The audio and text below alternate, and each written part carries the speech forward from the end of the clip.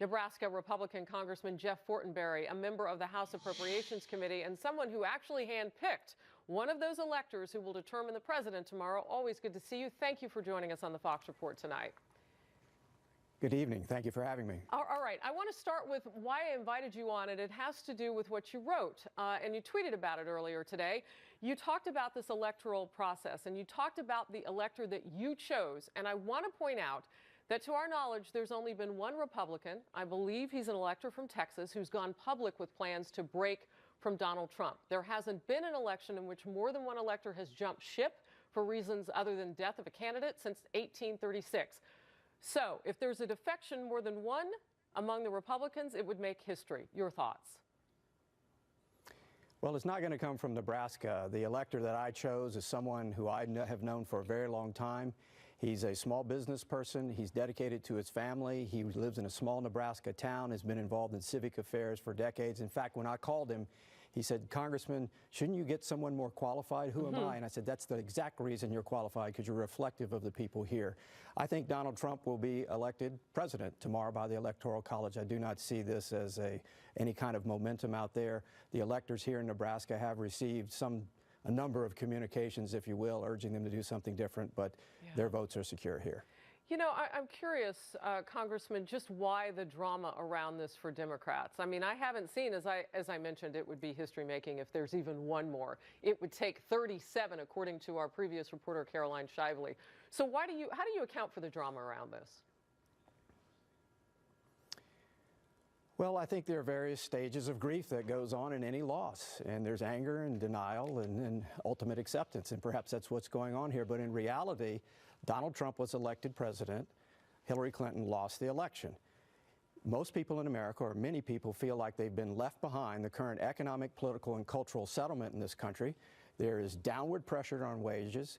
There is downward mobility, and people have lost a sense of what America means.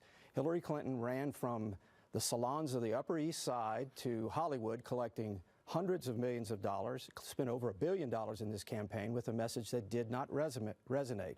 Donald Trump won the election. I think that's the underlying current here, and perhaps there's some grieving going on or regret about that, but these are the realities at hand. And you thought that this was important enough to write about. Why? Well, there's confusion about the Electoral College. As I started out the Fort Report, which I try to write every week to my constituents, I said this is not a place where you go to study. There's not a political science course, if you will. There's no academic mystique.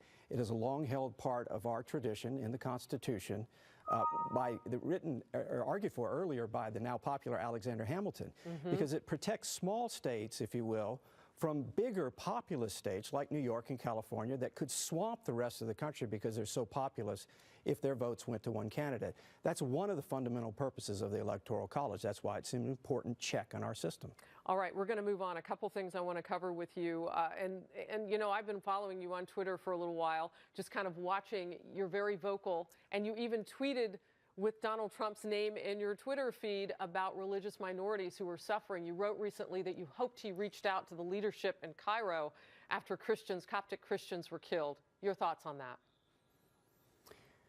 Well, Harris, I had an extraordinary privilege of spending 2 hours with Egypt's President Sisi in August.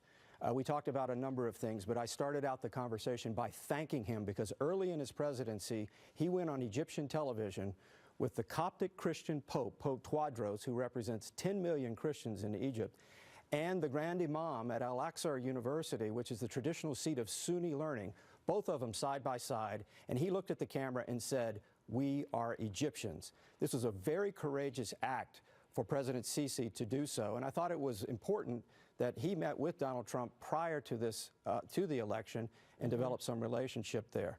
President Sisi is working aggressively to try to restabilize this country. There is a significant Christian minority population there. There is a long-held peace treaty that still is in place between Israel and Egypt, brokered by the United States, and continue to be managed by the United States. And it's my hope that Egypt will once again take its rightful place in terms of helping stabilize the geopolitics of the Arab world.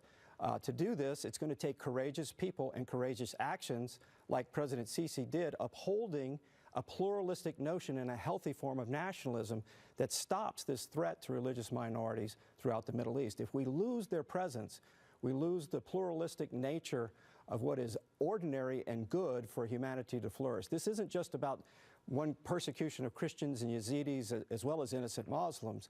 It's about the principles of civilization itself. So that's why I thought this was important to tweet about this week. Sir, it's great to have you on the program and get all sorts of new information brought into Fox Report tonight by the Congressman of Nebraska, Fortenberry. Thanks for joining us on the Fox Report interview. Well, right